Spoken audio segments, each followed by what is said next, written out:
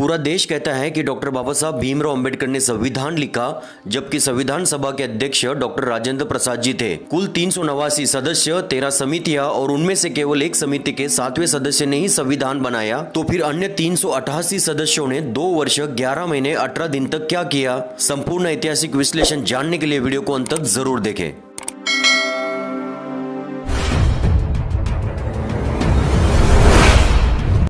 उस दौर की पॉलिटिकल स्थिति सब लोग जानते हैं कि केवल डॉक्टर बाबा साहब भीमराव अंबेडकर अकेले ऐसे व्यक्ति थे जो कांग्रेस, गांधी, नेहरू को नहीं मानते थे और हमेशा उनके विरोधक रहे। इसके बावजूद भारतीय संविधान अंबेडकर साहब ने ही क्यों लिखा और कोई दूसरा क्यों नहीं लिख सका? गांधी भी बैरिस्टर थे, नेहरू भी बैरिस्टर थे, राजगोपालचारी, मुंशी, BN राव, JP कृपलानी, ऐसे बहुत सारे लोग थे। फिर बाबा साहब को ही संविधान क्यों लिखना पड़ा? ऐसे सवालों पर दुनिया का कोई भी प्रबुद्ध बुद्धिजीवी सोचता है कि संविधान लिखने के लिए डॉक्टर बाबा साहब अंबेडकर के नाम का सुझाव असल में किसने दिया था? इसका जवाब उन्हें सन 2000 में ministry of social justice and empowerment और गवर्नमेंट ऑफ महाराष्ट्र द्वारा निर्मित डॉक्टर अंबेडकर पर बनी फिल्म में दिखाया गया है कि गांधी जी ने नेहरू जी से अंबेडकर के नाम की सिफारिश की थी, इसीलिए ये मौका उन्हें मिला। लेकिन ये झूठ नहीं बल्कि सफेद झूठ है। दरअसल संविधान लिखने के लिए कांग्रेस के वरिष्ठ नेता गांधी जी ने BN राव को चुना था। इसके बाद संविधान निर्माण के लिए एक शिष्टमंडल की स्थापना की गई, जिसका काम था देश विदेश के संविधान के अभ्यासकों से मदद लेना। इसलिए शिष्टमंडल लंदन विश्वविद्यालय के राज्यशास्त्र के विभाग प्रमुख प्रोफेसर डॉक्टर फिलिप्स जेनिंग से मिलने गया। इस पर फिलिप्स जेनिंग ने सुझाव दिया कि तुम्हारे ही देश में संविधान का पंडित मौजूद है जिसका नाम डॉक्टर BR अंबेडकर है और उसकी मदद तुमको लेनी चाहिए। शिष्टमंडल ने वापस लौटकर समिति के आगे प्रोफेसर फिलिप्स जेनिंग द्वारा अंबेडकर साहब के बारे में राय रखी और सभी ने डॉक्टर अंबेडकर को संविधान समिति के अध्यक्ष के तौर पर चुना और BN राव को संविधान समिति के सलाहकार के तौर पर चुना गया।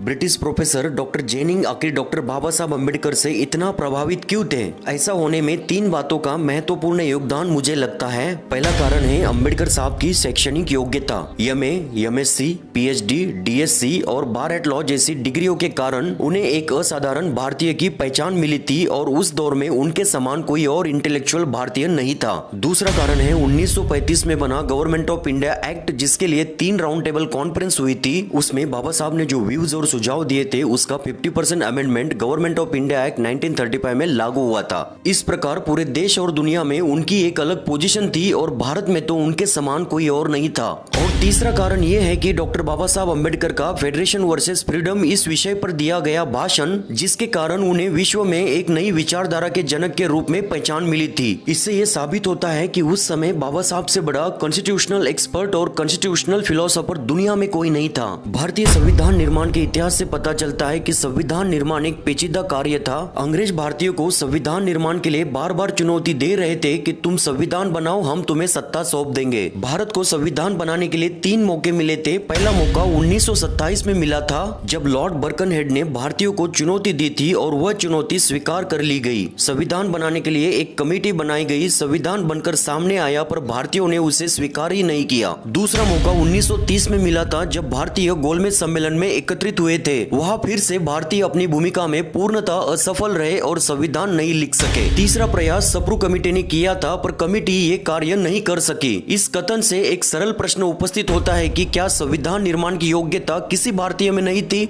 राजनीति की बात करें तो इंग्लैंड के प्रधानमंत्री विंस्टन चर्चिल केवल संविधान का कारण बताकर भारत को आजादी देने के पक्ष में नहीं थे, लेकिन चुनाव में चर्चिल की पराजय हुई और इंग्लैंड में मजदूर पार्टी की सरकार बनी और इटली इंग्लैंड के प्रधानमंत्री बने। इटली महोदय भारत के प्रति उदार थे और भारत को स्वतंत्र करने की घोषणा कर दी। 15 अगस्त 1947 को भारत स्वतंत्र हुआ। स्वतंत्र भारत को चलाने के लिए एक अंतिम सरकार बनी, जिसके प्रधानमंत्री पंडित जवाहरलाल नेहरू बने और कानून मंत्री उस समय के योग्यतम विद्वान महापुरुष डॉक्टर भीमराव अंबेडकर को बनाया गया। दुनिया के सबसे बड़े लोकतंत्र के लिए संविधान बनाना कोई आसान काम नहीं था। दरअसल 13 दिसंबर 1946 को संविधान सभा का गठन जवाहरलाल नेहरू द्वारा किया गया और इसे बनाने में पूरे 2 साल 11 महीने और 18 दिन का वक्त लगा। भारत की आजादी के बाद देश के लीडरों के सामने सबसे बड़ा सवाल ये रहा कि देश को कैसे चलाया जाए, मतलब देश का संविधान कैसा हो। भारतीय संविधान सभा का गठन हुआ, जिसमें कुल 389 सदस्य सदस्य अध्यक्ष डॉक्टर राजेंद्र प्रसाद, उपाध्यक्ष एच मुखर्जी, संवैधानिक सलाहकार BN राव को चुना गया और कुल 13 समितियां बनाई गई। संघ शक्ति समिति, संविधान समिति, राज्य समिति, राज्य और रियासत परामर्श समिति, मौलिक अधिकार एवं अल्पसंख्यक समिति, मौलिक अधिकार उप समिति, प्रांतीय संविधान समिति, झंडा समिति, प्रक्रिया नियम समिति, सर्वोच्च न्यायालय संबंधित समिति, प्रारूप संविधिक समिति, संविधान समीक्षा आयोग और प्रारूप समिति। इस प्रारूप समिति यानी ड्राफ्टिंग कमेटी में कुल 7 सदस्य थे।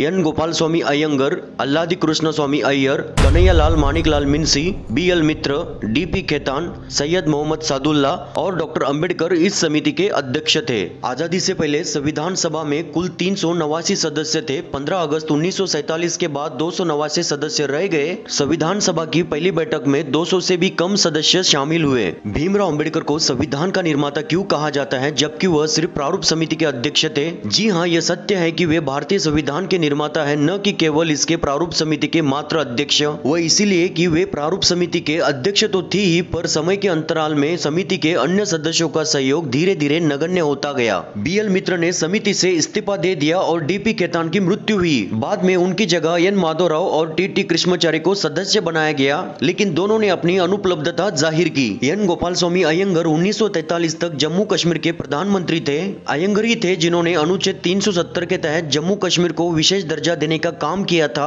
अयंगर भारत की आजादी के बाद ज्यादातर कश्मीर से संबंधित मामलों में व्यस्त रहे। सैयद मोहम्मद सदुल्ला बीमार रहे और मुंशी जी को हैदराबाद की रियासत में भारतीय दूत के तौर पर नियुक्त किया गया था। इस प्रकार सारा का सारा कार्य बाबा साहब को खुद ही करना पड़ा। वे चाहते थे कि दी गई समय सीमा में इस महत्वपूर्ण काम को पूरा कर सके और इस प्रकार बाबा साहब ने भारत जैसे विशाल देश के संविधान की रचना की, वह भी इसके निर्माता के स्वरूप में। 9 दिसंबर 1946 को प्रथम बैठक हुई थी और 26 नवंबर 1949 को संविधान तैयार हुआ। संविधान निर्माण के लिए 2 वर्ष 11 महीने 18 दिन लगे, जिसके बाद 24 जनवरी 1950 को 284 सदस्यों ने इस पर हस्ताक्षर किए। इसके बाद 26 जनवरी 1950 को हमारा संविधान देश भर में लागू हो गया। देश भर में संविधान के लागू होते ही संविधान सभा को भंग कर दिया गया। इससे यह मालूम होता है कि बाबा साहब दुनिया के सबसे बड़े कॉन्स्टिट्यूशनल एक्सपर्ट थे।